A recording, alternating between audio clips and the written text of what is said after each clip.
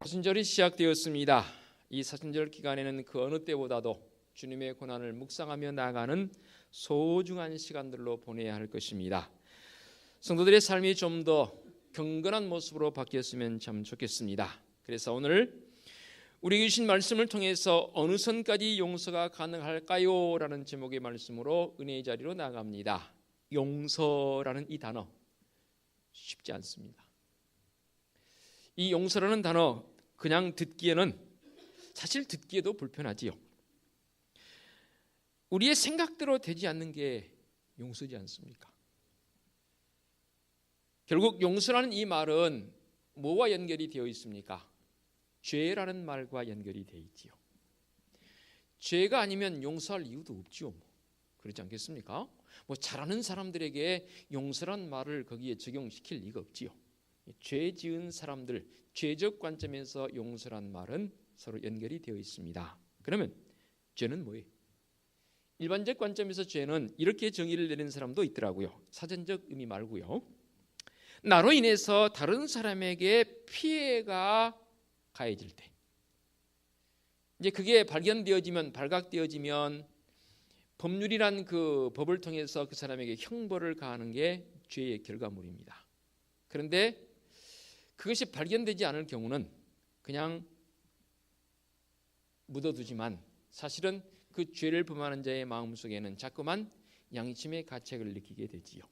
이게 일반적인 죄의 개념의 이해입니다. 그러나 말씀 성경에서 기록되어진 죄의 개념은 다릅니다. 성경에서는 죄를 뭐라고 말하냐면 하나님을 떠난 게 죄라 했습니다. 못된 짓 하고 그런 거 다 죄이지만 말씀에 관련되어진 죄는 바로 하나님을 떠난 것. 그래서 우리에게 주어진 삶의 자리에서 열심히 나름대로 산다고 하지만 사실 하나님을 떠나서 내 생각대로 또는 세상의 어떠한 법률대로 룰대로 살아가는 경우들이 많지 않습니까? 그래서 구약에서는 제사 제도가 있었던 것이죠. 하나님을 떠나버린 것에 대한 회개적 관점. 그래서 용서를 구하며 제사를 드렸던 것이지요. 그렇습니다. 용서를 구하는 행위 가운데 하나가 바로 제사적 모습인데, 그러면 성령 시대를 사는 믿음의 성도들에게서 이 용서적 관점은 과연 어떻게 되어지냐는 것이지요. 사실 구약적 개념과는 조금 구별되어지기도 합니다. 내 마음 먹은 대로 용서하는 삶을 살면 좋겠는데 현실은 그렇지 않습니다. 유대인들에게 있어서 최대의 용서의 횟수는 몇 번이었을까요? 유대인들의 그 풍습 내지는 그런 어떤 그 삶의 형태와 어쩌면 우리 대한민국 사람들과 좀 비슷한 게 참 많아요. 그러면 유대인들이 생각하고 있는 용서의 횟수는 몇 번 정도일까요? 우리는 보통 한국적 상황에서는 몇 번 정도 되나요? 그냥 한 번에 그냥 날려버린가요? 보통 3세판. 뭘 경기를 해도 3번은 해야 그래도 승부를 가리지 않습니까? 이 용서적 관점도 마찬가지인 것 같아요. 3번 정도까지는 용서를 해준다 그래요. 그런데 오늘 3번이 아니라 몇 번이 등장해요? 베드로는 7번. 상당히 베드로는 마음속에 좀 다른 생각을 가지고 있었던 제자임에 틀림없습니다. 왜냐하면 왜 7번을 7이라는 숫자를 동원시켰냐면 우리 주님은 좀 관대하시니까 3번 정도 가지고 되겠는가 싶어서 아마도 베드로는 주님께 7번 정도라고 제시를 한 것 같아요. 그래서 그 제시를 해놓고 나름 상당히 자기는 또 7이라는 숫자는 4라는 수와 3이라는 수가 결합되어진 그야말로 완벽 자체이지 않습니까? 우리나라도 럭키 세븐, 영문 표현에 세븐 좋아하지 않습니까? 그래놓고는 어깨가 좀 으쓱했을 것 같아요. 주님 보세요, 저 이 정도 생각하는 사람이거든요 라고 아마도 베드로 사도가 주님께 제안을 했던 것으로 보여집니다. 그런데 주님께서 그래, 너 말하는 대로 7번까지면 참 좋겠다 야 라고 하실 줄 알았는데 거기에다가 무엇을 덧붙여요? 곱하기 70번. 그럼 몇 번이? 7, 7에 49, 490번이에요. 아니 죄를 얼마나 지었길래 490번까지 용서하라는 겁니까? 라는 그런 의문점이 생기기도 합니다. 꼭 숫자적 개념으로 490번이 아니고 이 용서적 개념은 뭐냐면 행동이 아니라는 거예요. 용서적 사람이 되어야 함을 말씀하고 있습니다. 다시 말씀드립니다. 좀 고차원적으로 윤리적인 문제가 아닙니다. 주님께서 윤리적인 문제 정도 다루려고 지금 용서를 여기서 언급하겠습니까? 윤리적인 상황이 아니고 존재적 의미입니다. 우리 인간 존재가 뭐냐는 거죠. 주님께서 왜 이 땅에 오셨냐는 거죠. 그저 그냥 490번 정도 용서해 주시려고 주님 이 땅에 오셨어요? 아니라는 거예요. 행위적 요소보다 더 앞서는 게 뭐냐면 나의 존재, 하나님 앞에서의 나의 존재가 뭐냐는 거예요. 대단하지 않습니까? 믿음을 갖게 되면 용서라는 행위는 자연스럽게 나타납니다. 이런 사람이 바로 진정한 믿음의 사람이 되는 것이지요. 주님의 말씀대로라면 이 세상에 미워할 사람이 한 명도 없어야 합니다. 맞죠? 왜 대답을 안 하세요? 여러분들 다 미워한 사람이 있나 보군요. 어떻게요? 미워할 사람이 한 명도 없어야 합니다. 그렇죠? 아멘이 되는지 어쩐지 해보세요. 한번 반응을 보여보세요. 그렇게 여러분 마음속에 미워한 사람이 있다면 큰일입니다. 좋습니다. 있다고 칩시다. 그러나 이 시간 말씀을 듣고 나서 여러분들은 이제 그 미워할 사람이 있으면 안 됩니다. 그렇죠. 여기서는 이제 아멘 나와야죠. 여러분, 이런 세상을 좀 살아봐야 되는 거 아니에요? 어찌 그렇게 마음속에 미워한 사람만 마음에 품고 살다가 주님 보시면 가시겠습니까? 주님 앞에 뭐라고 하실 거예요? 여러분 서서요.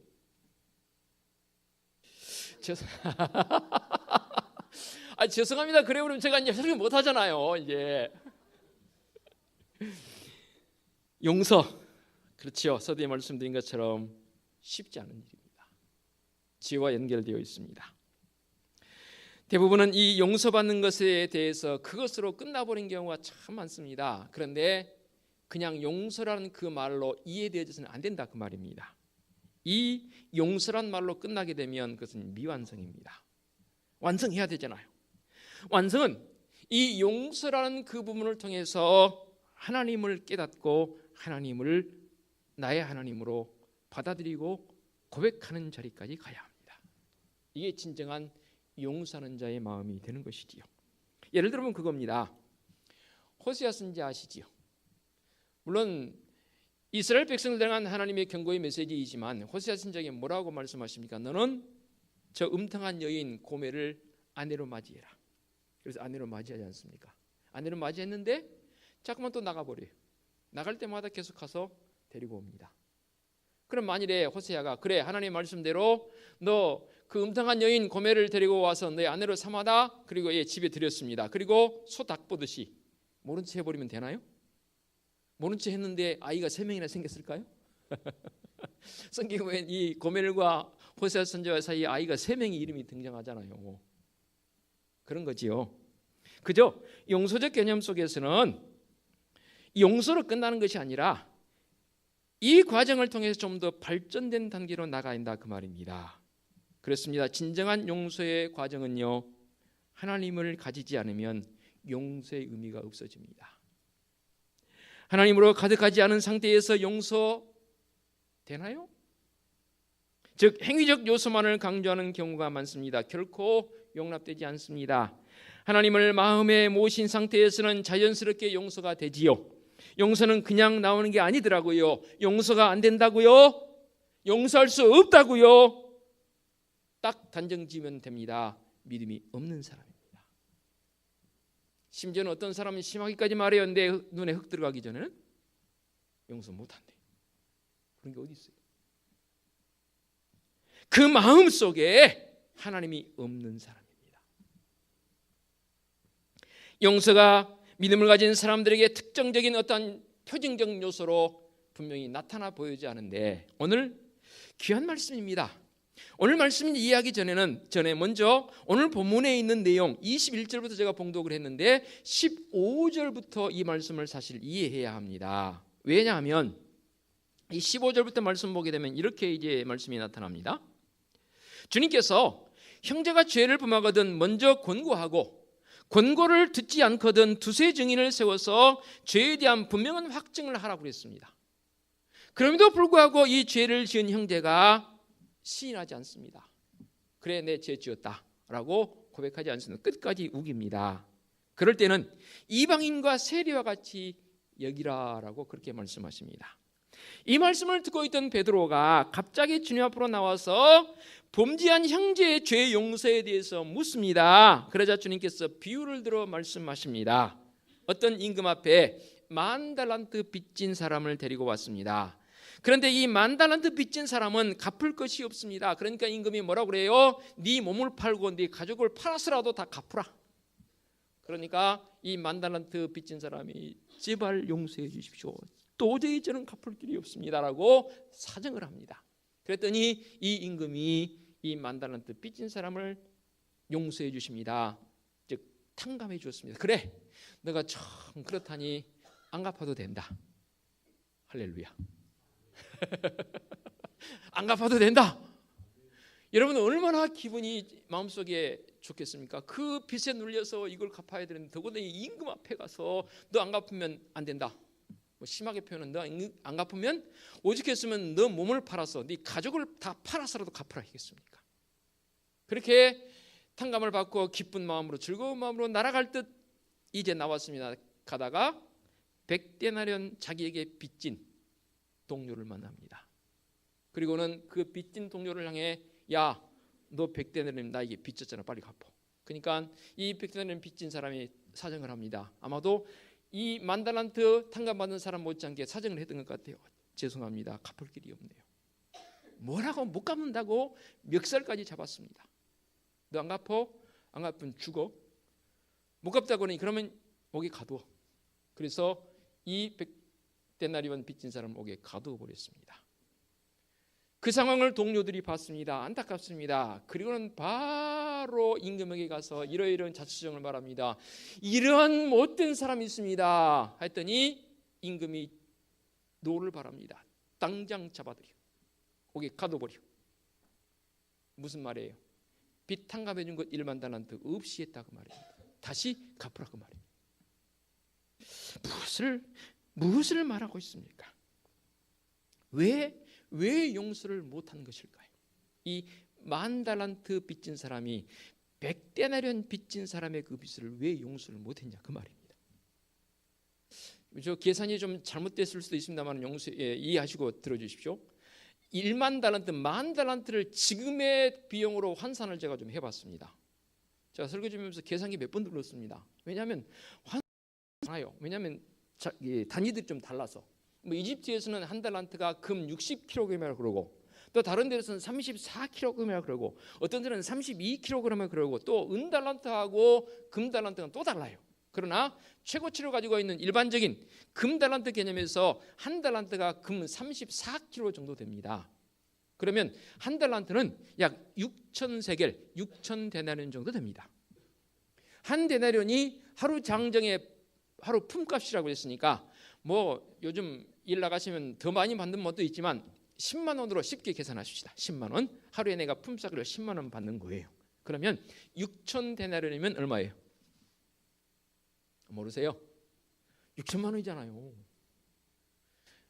그런데 아니 60억인가요?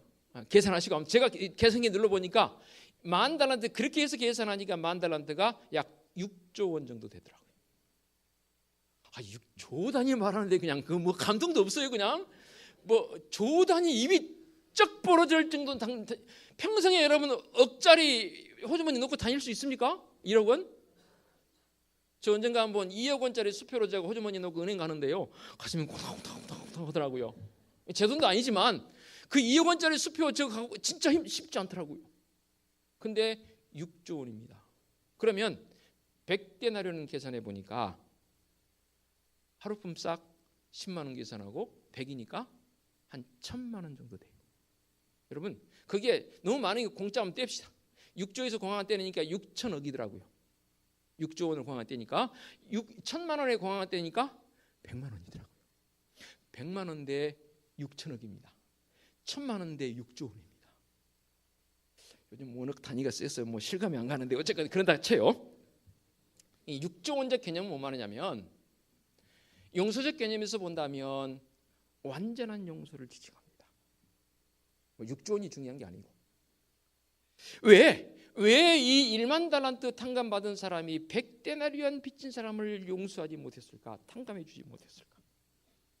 여러 가지 이유가 있지만 몇 가지 한번 들어보겠습니다. 첫 번째, 이 1만 달란트 빚진 사람에게 있어서는 절대 손해보지 않는 심보입니다. 1만 달란트 그 어마어마한 금액을 탕감받았음에도 불구하고 그 작은 것, 심지어 설령 이 사람에게 1,000만 원이 아니라 100만 원 빚었을지라도 이 사람은 그것을 갚도록 끝까지 종용할 사람입니다. 그 마음의 심보가 그런 마음이라 그 말입니다. 이것을 한번 은혜로 환산해 보십시다. 조금 전에 말씀드렸듯이 6조 원 금액의 단위가 정해진 게 아니고 그것은 완전한 탕감, 완전한 용서를 말하잖아요. 우리 하나님께로부터 우리가 그렇게 6조 원 이상의 버금가는 은혜를 입은 사람들이지 않습니까? 그러면 그 은혜를 입은 사람이라면 나아가서 우리도 100데나리온 정도 내게 있어서 어떠한 그런 여러 가지 흔들림 요소에서 내게 유혹해 오고 내게 도전해 올 때 그것을 받아들일 수 있는 성도의 그 넓은 마음, 또 1만 달란트의 가치를 실감하지 않는 이 사람, 용서적 개념을 먼저 받아놓고 용서하지 못한 이 사람은 뭐냐면 도둑놈의 가치를 가지고 있습니다. 좀 표현이 그렇게 죄송합니다. 도둑놈의 가치는 뭐냐면 절대 감사하지 않습니다. 도둑놈이 감사한가 봤습니까? 욕심이 극에 달해 있습니다. 양에 차지 않습니다. 그래서 계속해서 도둑질하는 거예요. 이거 훔쳤는데 그게 야 이만큼 되니 감사하다, 이제 도둑질 안 하리라, 그런 도둑 봤어요? 그런 도둑 한 명도 없어요. 그러면 내가 도둑이 아닌지 한번 점검해 보시기 바랍니다. 우리가 감사하지 못하는 이유가 있습니다. 왜 그런지 아십니까? 감사의 원인을 찾으려 하기 때문입니다. 즉 감사는 내 앞에 놓여 있는 사람과의 관계, 어떤 일, 어떤 사건에 의해서 나타나는 것이 아니라 그 말입니다. 즉 감사는 하나님과의 관계에 있어서 주어지기 때문입니다. 그 사람 때문에, 그 일 때문에, 그 사건 때문에 감사한 게 아니라는 거예요. 이거 바로 알으셔야 됩니다. 그래서 바울은 범사에 감사하라라고 외쳐요. 하나님 만났으니 감사하기 때문에 그 사람을 만나는 것이고, 하나님 만났으니 감사하기 때문에 그 일을 내가 하는 거예요. 만약 그 사람과의 관계성 속에서 감사하지 못하고 얽혀 있다면 그 사람은 이미 믿음의 자리에서 떠난 사람입니다. 최소한 그 순간만큼. 감사하게도 우리는 그것을 깨달을 수 있는 십자가의 은혜가 있습니다. 그래서 내가 잘못했구나. 그리고 다시금 주님 앞에 나와꾸러 기도하고 그리고 나가서 또 화해하는, 용서하는 우리의 모습도 있지요. 왜 용서가 안 되고 힘들까요? 거듭 말씀드립니다. 감사와 기쁨이 없기 때문입니다. 어떤 감사입니까? 어떤 기쁨입니까? 감동이 없어요. 내가 예수 그리스도를 만나면 그 예수 그리스도 그분으로 인해서 내 안에 하나님이 들어오십니다. 곧 잉태와 같은 것이지요. 우리 어머니들은 아이를 잉태해 봐서 다 알지 않습니까? 아이의 생명이 내 이 태 속에서 잉태되어질 때 그 아이가 태어나도록까지 시종일관 어머니는 그 아이의 생명체를 인지합니다. 설령 잠시 잊었다가도 아이가 내 속에 있음을 통해서 얻어지는 그 동작 내지는 또는 불편함, 이제 몇 개월일 때는 모르지만 아이가 점점 태 속에 컸을 때는 어떻게 산모들이 엄청 불편해. 또 아이가 이제 커서 움직이면 태동이 있지 않습니까? 그러면 더 느껴요. 야, 아이가 내 태 속에서 자라고 있구나. 그리고 매사에 조심해요. 내 안에 예수 그리스도의 마음을 품을 때 내 속에 하나님 잉태적 표현을 제가 그대로 빌려옵니다. 하나님 내 안에 계심이 느껴지는 거예요. 내 안에 하나님의 좌정하심, 성령의 내주하심이 느껴지실 때에 진실로 그 사람의 마음속에는 감동이 일게 돼 있어요. 시종일관 기쁨의 모습이 사라지지 않습니다. 내 마음의 기쁨의 수위가 깊어지면 깊어질수록 그 용서함은 훨씬 더 쉽게 되게 돼 있어요. 내 삶에서 주님의 점점 값어치가 높아질수록 감사적 값어치는 훨씬 더 높아진다 그 말입니다. 믿음의 사람들이 세상에 살아가면서 좀 한턱 내는 사람 됐으면 좋겠습니다. 여러분, 내 호주머니에 지금 10,000원밖에 없는데 한턱 내는 사람 봤습니까? 한턱 내려면 내 호주머니에 뭐가 있어야 돼요? 최소한 그 턱 내는 것, 그 이상의 것이 있어야 돼요. 요즘 카드는 뭐 호주머니에 나간 돈 아닌가요? 뭐 카드는 공짜로 주나요, 누가? 그 말 나올 줄 알았어요. 그래서 내가 일부러 카드란 말 안 썼어 지금요. 카드는 누가 그냥 주나요? 카드 긁으면 그 돈 누가 대신 갚아주나요? 이거 천만의 말씀. 내가 갚아야 되잖아요, 그렇죠? 한턱 내고 싶어요. 그러면 한턱 내려면은 그 한턱 낸 그거 이상이 있어야 내잖아요. 10,000원짜리 하나밖에 없는데 한턱 내는데 그 10,000원짜리만 내는 거예요? 그건 한턱 내는 게 아니죠. 즉, 나는 우리 하나님께로부터 1만 달란트 탕감받은 사람입니다. 여유가 있어요. 그 1만 달란트 그 금액이 얼마라고요? 6조 원입니다. 가서 식사 한번 못 사겠어요? 제가 다녀본 중에서는 이 63빌딩 뷔페가 제일 비싸더라고요. 비싸봐야 10만 원도 안 갑니다. 누가 한번 초대해 주세요. 다녀왔는데 그거 우리 성도들 지금 여기 한 20여 명 앉아 계십니다. 다 데리고 와서 드세요. 하실 수 있죠? 못해요? 저 같으면 한다 그 말이에요. 즉, 내 안에 주님 예수 그리스도의 마음을 가질 때에 그런 여유 있는 마음이 생긴다는 말이에요. 그래서 한턱 내는 거예요. 한턱만 냅니까? 평생 살아가면서 쫀쫀하게 굴지 말고 쫌팽이 하지 말고 베푸는 거예요. 이게 바로 탕감받은 여유 있는 은혜 받은 믿음의 성도들의 삶이 된 줄 믿습니다. 그렇습니다. 단 한순간이라도 사도 바울의 고백처럼 내가 십자가에 죽었다는 사실을 내 마음의 눈에서 잃어버리면 어떻게 되는지 아세요? 잘 들으세요. 내 안에 주님 예수 그리스도의 역사하심, 나는 십자가에 죽었습니다 라는 그 고백이 있는 그것을 내가 잃어버린 순간 내 마음속에서는 죄악이 스멀스멀 피어오릅니다. 이게 무서운 거예요. 차라리 물비락 쏟아듯이 한꺼번에 죄악이 팍 쏟아지면 어떡을 하고 내가 방지하겠는데, 어떻게 순간 피해보겠는데, 내 마음속에 주 예수 그리스도의 마음이 사라지는 그 순간부터는 내 속에서 죄악이 스멀스멀. 제 표현 아시지요? 스멀스멀이 무엇인지 내가 느끼지 못하게 처음부터 스멀스멀 피어나서 결국 나를 삼켜버립니다. 저는 이게 더 무서운 거예요. 1천만 원짜리, 즉 100데나리온 그 값어치보다 더 작아진, 예를 들어서 1,000만 원까지 계산했지 않습니까? 100만 원, 10만 원, 그 정도밖에 안 되는 것에도 예민하게 반응해서 내 죄악의 모습이 스멀스멀 피어올라서 결국 그것까지도 삼켜버리는 안타까운 모습이 우리의 삶의 자리에 있을 수 있다 그 말이에요. 사랑하는 성도 여러분, 지난 한 주간 혹시 그런 모습으로 살지 않았습니까? 우리 주님 예수 그리스도의 마음을 품는 행위를 우리는 혈압약 먹듯이 드셔야 합니다. 제가 신방하면서 특히 건강 문제에 혈압 있으신 성도들 제가 자주 엽죽습니다. 만일에 혈압약 안 드시면 어떻게 되는지 아세요? 큰일 나요. 혈압약 먹듯이 먹어야 합니다. 이렇게 주님의 마음을 품는 신앙 훈련 해야 합니다. 더더욱이 이 사순절 기간에 주님 앞에 깨어 기도할 수 있는 좋은 기회잖아요.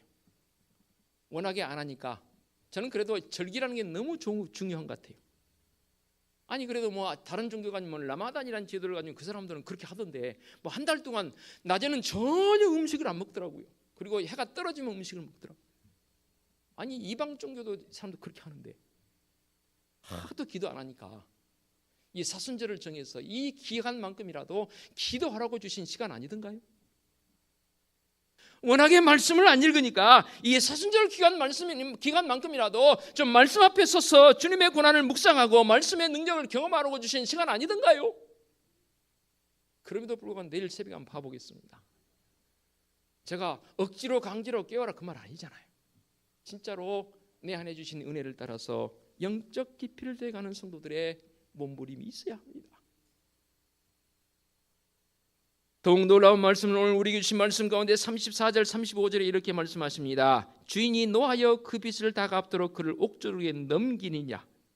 너희가 각각 마음으로부터 형제를 용서하지 아니하면 나의 하늘 아버지께서도 너희에게 이와 같이 하시리라. 무슨 말씀이냐면 용서가 안 되는 사람을 마음에 담고 살아간 사람들, 즉 하나님께서 하나님의 용서를 무효화시켜버린다 그 말입니다. 엄청난 말씀입니다. 1만 달란트의 가치의 용서를 선물로 받았는데 그 가치를 못 깨닫고 있으니까 우리 하나님께서 그 가치를 못 깨닫는 사랑에서 그 용서를 무효화시켜 버립니다. 정말로 무서운 말씀입니다. 내 마음에 담은 이 원수, 그 원수를 우리 주님께서 용서하라 말씀하십니다. 여러분 어떻게 하시겠습니까? 계속해서 그 용서치 못한 마음을, 그 상대를 미워하는 상대를 내 마음속에 품고 살아가시겠습니까? 어느 분이 이걸 이렇게 표현해놨다고요. 제가 대통령이 됐습니다. 근데 나를 호시탐탐 죽이려고 하는 암살자를 내 방에 들이는 것 똑같은 행위가 그 행위입니다. 나를 죽이려고 하는 암살자를 내 방에 들여놨습니다. 어떻게 되겠습니까? 그 사람, 그 암살자가 용서해 줄 것 같아요?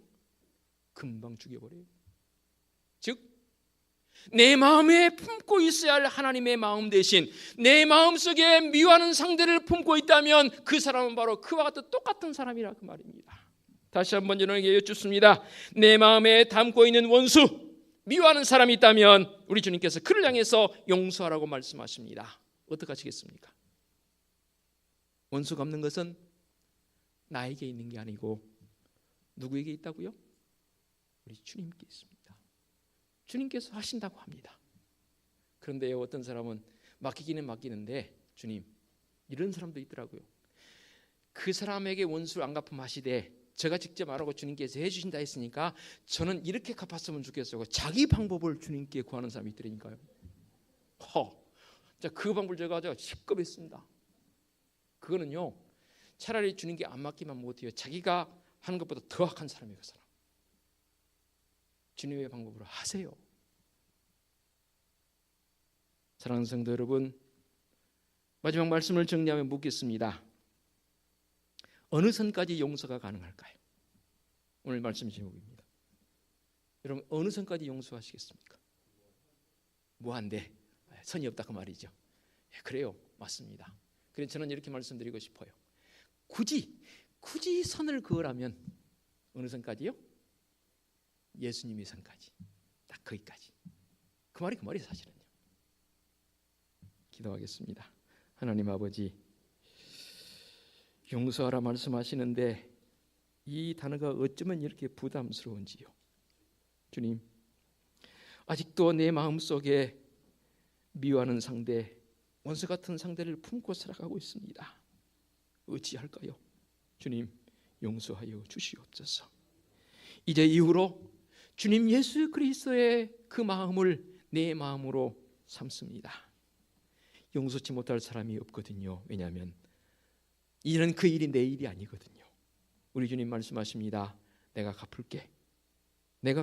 나에게 네의 그 미워하는 마음을 다오. 주님 말씀하십니다. 이 시간 믿음의 성도들을 결단하게 하여 주시옵소서. 주님께 다 맡깁니다. 주님의 방법으로 해 주옵소서. 예수 그리스도의 이름으로 기도하옵나이다. 아멘.